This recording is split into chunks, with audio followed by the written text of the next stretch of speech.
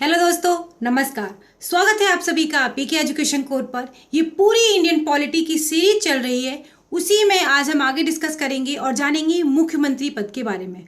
मुख्यमंत्री किस तरीके से रोल प्ले करता है, क्या क्या कॉन्स्टिट्यूशन में प्रावधान करे गए हैं और किस तरीके से राज्यपाल और मुख्यमंत्री मिलकर राज्य का काम कार्यभार जो है वो संभालते हैं। तो जिन लोगों ने पुराने वीडियोस को नहीं देखा है उनका लिंक डिस्क्रिप्शन में दिया हुआ है, आप उसे वहां से देख सकते हैं। आज हम शुरू करते हैं चीफ मिनिस्टर क्या होता है और क्या क्या हमारे कॉन्स्टिट्यूशन में प्रावधान है। संविधान द्वारा, जैसा कि कई बार मैं बता चुकी हूँ, हर वीडियो में मैं ये बात ज़रूर बोलती हूँ कि पीछे वाले वीडियो से थोड़ा लिंक ज़रूर करती हूँ कि संविधान जो हमने लिया है उसमें हमने संसदीय व्यवस्था को अपनाया है। संसदीय व्यवस्था में राज्यपाल जो क्या होता है, राज्य का संवैधानिक प्रमुख होता है। जैसे केंद्र का या संघ का संवैधानिक प्रमुख कौन होता है, राष्ट्रपति होता है, वैसे ही राज्य में राज्यपाल होता है। मैंने लास्ट लेक्चर में ये भी बताया था आपको कि राज्यपाल और राष्ट्रपति में क्या डिफरेंस है, कहाँ पर राज्यपाल को शक्तियाँ ज़्यादा प्राप्त हैं, कहाँ पर राष्ट्रपति को प्राप्त ज़्यादा है। तो जिन लोगों ने उनको भी नहीं देखा एक बार ज़रूर देख लें, क्योंकि वहाँ से आपके एग्ज़ाम के लिए बहुत सारे क्वेश्चंस बनते हैं और आपको बहुत आसानी से वहाँ से समझ में आ जाएंगे। तो मैंने बताया आपको कि वास्तविक प्रमुख कौन होता है, मुख्यमंत्री होता है वास्तविक प्रमुख। और बाकी संसदीय व्यवस्था में क्या होता है कि राज्यपाल जो होता है वो राज्य का संवैधानिक प्रमुख होता है। दूसरे शब्दों में अगर कहें तो राज्यपाल जो होता है वो राज्य का मुखिया होता है, जबकि मुख्यमंत्री राज्य सरकार का होता है। मुख्यमंत्री क्या होता है, सरकार का मुखिया होता है, और राज्यपाल क्या होता है, राज्य का मुखिया होता है, संवैधानिक प्रमुख। वो निगरानी करता है इस बात की कि संविधान के अकॉर्डिंग काम चल रहे हैं राज्य में या फिर नहीं चल रहे हैं। इस तरह राज्य में मुख्यमंत्री की स्थिति उसी तरह होती है जैसे कि केंद्र में प्रधानमंत्री। देखिए, मुख्यमंत्री के पास भी एक अपनी मंत्री परिषद होती है, प्रधानमंत्री के पास भी अपनी मंत्री परिषद होती है। मुख्यमंत्री कोई भी व्यक्ति तभी अपने पद पर बना रह सकता है जब तक कि उसे विधानसभा में बहुमत प्राप्त होगा। वैसे ही प्रधानमंत्री के साथ भी यही है कि जब तक उन्हें लोकसभा में बहुमत प्राप्त है तब तक वो सत्ता में बने रहते हैं।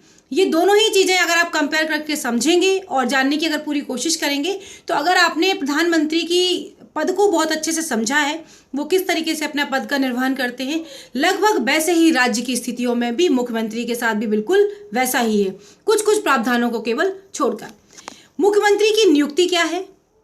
देखिए, संविधान में कहा गया है कि राज्यपाल के पास ये पावर होगी कि वो एक व्यक्ति को जो सत्ता में बहुमत के दल का नेता होगा उसको मुख्यमंत्री नियुक्त करेगा। इसके लिए इसके निर्वाचन के लिए कोई विशेष प्रक्रिया नहीं बताई गई। संविधान में मुख्यमंत्री की नियुक्ति और उसके निर्वाचन के लिए कोई विशेष प्रक्रिया नहीं है। ये बात सुनने में बड़ी ही अटपटी और पढ़ने में भी लगती है कि कोई मुख्यमंत्री और प्रधानमंत्री के लिए कोई पद के लिए कोई विशेष प्रक्रिया नहीं है, पर ऐसा नहीं है। लोकसभा के और विधानसभा के जो चुनाव होते हैं वो इन्हीं पदों के लिए होते हैं। केवल अनुच्छेद 164 में यह कहा गया है कि मुख्यमंत्री की नियुक्ति राज्यपाल करेगा। अब इसका मतलब ये तो नहीं हुआ कि राज्यपाल किसी भी व्यक्ति को मुख्यमंत्री नियुक्त कर देगा, ऐसा बिल्कुल भी नहीं होगा। किसको नियुक्त करेगा, इसका तात्पर्य यही है कि मुख्यमंत्री जो होगा वो राज्यपाल उसी व्यक्ति को करेगा जिसने विधानसभा में या जिसके पास बहुमत है, वही व्यक्ति जो चुना जाएगा वही व्यक्ति नियुक्त करा जाएगा मुख्यमंत्री।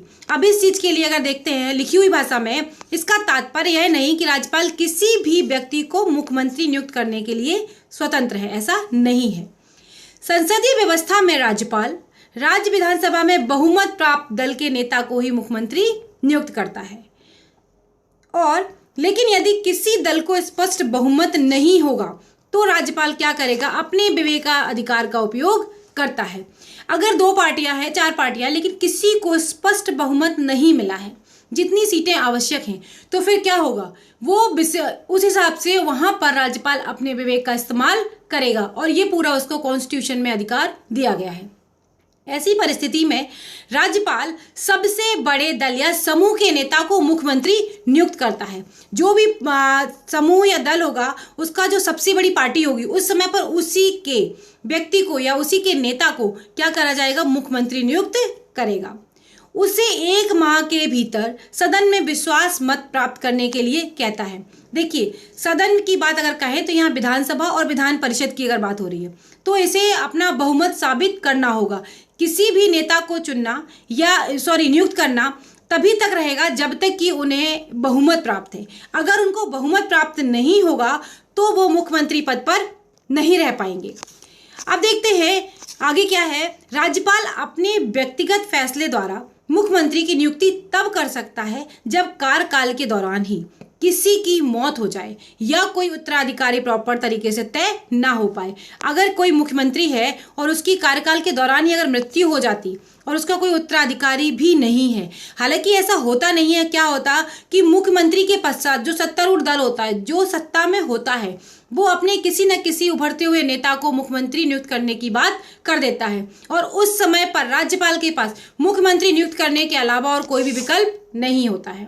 कोई भी एक नेता है, अगर वो कार्यकाल के दौरान उसके साथ कोई मिसहैपनिंग हो गई, अगर वो नहीं है, तो उसके जो दल होगा उसमें से जो स्पष्ट बहुमत होगा उस दल में लोगों को कि इस व्यक्ति को नेता बनाया जाना चाहिए, तो वहां पर क्या होगा कि उस व्यक्ति को नियुक्त करना ही राज्यपाल की मजबूरी होगी और उसको क्योंकि उसे दल जो बहुमत है वो प्राप्त है। लेकिन इसके लिए संविधान में ये भी व्यवस्था की गई है कि उन्हें अपना बहुमत साबित करना होगा आगे चल के। संविधान में ऐसी कोई उपेक्षा नहीं है कि मुख्यमंत्री नियुक्त होने से पहले ही कोई व्यक्ति अपना बहुमत सिद्ध करे। ऐसा कॉन्स्टिट्यूशन में नहीं कहा गया। ये काफी इंपॉर्टेंट पॉइंट है, अगर आप समझना चाहें इसको तो देखिएगा।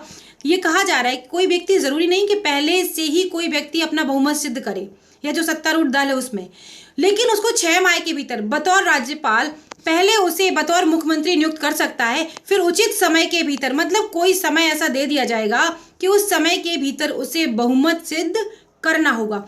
अभी आपने कुछ समय पहले देखा था कि राजस्थान में किस तरीके से सरकार में उठापटक चल रही थी, तो वहां पर यही था कि अगर सारे विधायक कट जाते तो क्या होता कि उनको वो अपना बहुमत प्रॉपर तरीके से सिद्ध नहीं कर पाते।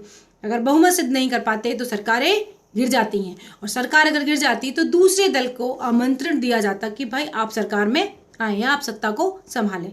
तो ऐसा बहुत से मामलों में हो चुका है। ऐसा कोई व्यक्ति जो विधानमंडल का सदस्य नहीं भी हो, जो विधानमंडल का सदस्य नहीं है, वो भी 6 माह के लिए मुख्यमंत्री नियुक्त किया जा सकता है। ये मैंने आपको बताया था जब मैं आपको प्रधानमंत्री वाला चैप्टर पढ़ा रही थी, तब भी मैंने बताई थी ये बात कि कोई व्यक्ति प्रधानमंत्री नियुक्त किया जा सकता है, लेकिन 6 माह के भीतर उन्हें किसी न किसी सदन का जो होगा उन्हें निर्वाचित होना पड़ेगा वहां से। तो इस समय के दौरान उसे राज्य विधानमंडल के लिए निर्वाचित होना पड़ेगा। ऐसा ना होने पर उसका जो मुख्यमंत्री का पद है वो समाप्त हो जाएगा। संविधान के अनुसार मुख्यमंत्री को विधानमंडल के दोनों सदनों में से किसी एक का सदस्य होना अनिवार्य है। कोई ऐसा कंपलसरी नहीं है कि विधानसभा का ही सदस्य होगा या विधान परिषद का होगा, किसी का भी सदस्य हो सकता है। सामान्यतः मुख्यमंत्री निचले सदन से चुना जाता है, लेकिन कई बार ऐसा देखा गया है कि विधान परिषद है उच्च सदन के नाम से जैसे हम जानते हैं, उसके सदस्य भी बतौर मुख्यमंत्री चुने गए हैं। अब देखते हैं शपथ, कार्यकाल एवं वेतन। अगर आपको वीडियो अच्छा लग रहा है तो प्लीज़ लाइक कर दीजिएगा, शेयर कर दीजिएगा, और अगर अभी आप चैनल पर नए हैं और आपने सब्सक्राइब नहीं किया है तो प्लीज़ चैनल को सब्सक्राइब कर लीजिएगा। देखते हैं शपथ, कार्यकाल एवं वेतन में क्या है। कार्य ग्रहण करने से पूर्व राज्यपाल उसे पद एवं गोपनीयता की शपथ को दिलाता है। अपनी शपथ में मुख्यमंत्री कहता है कि मैं भारत के संविधान के प्रति सच्ची श्रद्धा और निष्ठा रखूंगा, भारत की प्रभुता और अखंडता को हमेशा बनाए रखूंगा। सारे जितने भी संवैधानिक पद हैं वो सब इसी तरीके की शपथ लेते हैं कि संविधान के प्रति सच्ची निष्ठा रखेंगे और भारत की प्रभुता एवं अखंडता को बनाए रखेंगे। लेकिन रियलिटी कुछ और ही नजर आती है जब कोई दल सत्ता में पहुंच जाता है। वह अपने दायित्वों को श्रद्धापूर्वक और शुद्ध अंतःकरण से निर्वहन करेंगे, मतलब जो उनकी अंतरात्मा गवाह देगी या जो जिस तरीके से कॉन्स्टिट्यूशन में प्रावधान है उसके तरीके से वो काम करेंगे। मैं भय, पक्षपात, अनुराग या द्वेष के बिना सभी प्रकार के लोगों के प्रति संविधान और विधि के अनुसार न्याय करूंगा। संविधान में देखिए बहुत ही स्पष्ट और बहुत ही अच्छी बातें लिखी गई हैं, लेकिन इन सारी बातों को कॉन्स्टिट्यूशन के अकॉर्डिंग फॉलो नहीं किया जाता है। जितने भी लूपहोल हैं कॉन्स्टिट्यूशन में, चाहे वो छोटे हों या बड़े हों, उनका भरपूर उपयोग किया जाता है और कहीं ना कहीं से उनका कोई ना कोई काट निकाल लिया जाता है।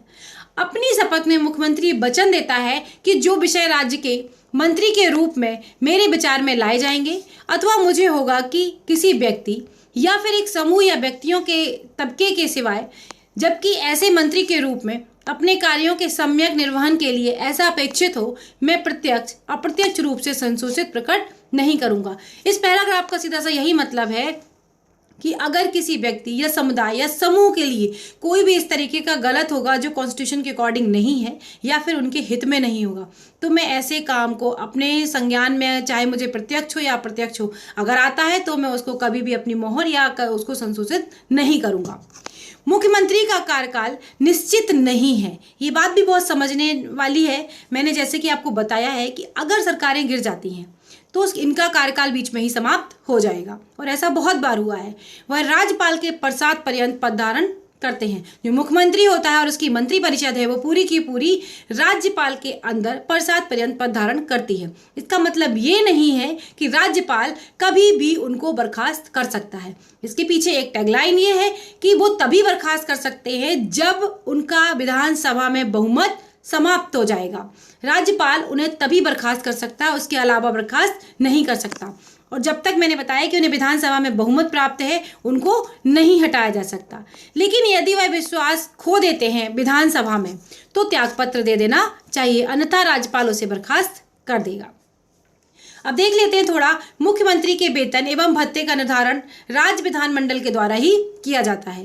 राज्य विधानमंडल के प्रत्येक सदस्य को मिलने वाले वेतन भत्ते सहित उसके व्यय विषयक भत्ते, निःशुल्क आवास, यात्रा भत्ता और चिकित्सा सुविधाएं आदि सब मिलती हैं। ये पूरा टॉपिक था जो मैंने आपको बताया कि मुख्यमंत्री की नियुक्ति किस तरीके से होती है, राज्यपाल उन्हें किस तरीके से नियुक्त कर सकता है। अगर आपको वीडियो अच्छा लगा है तो प्लीज़ लाइक कीजिएगा, शेयर कीजिएगा अपने दोस्तों के साथ, और चैनल पर अगर आप नए हैं तो प्लीज़ सब्सक्राइब कर लीजिएगा। एक और मेरी रिक्वेस्ट है, कोविड बहुत ज़्यादा बढ़ रहा है इस टाइम पे, प्लीज़ मास्क पहने, घर से तभी निकलें जब आपको बहुत कोई आवश्यकता हो, सुरक्षित रहें। अगले वीडियो में फिर मिलेंगे, तब तक के लिए बाय बाय दोस्तों, नमस्कार।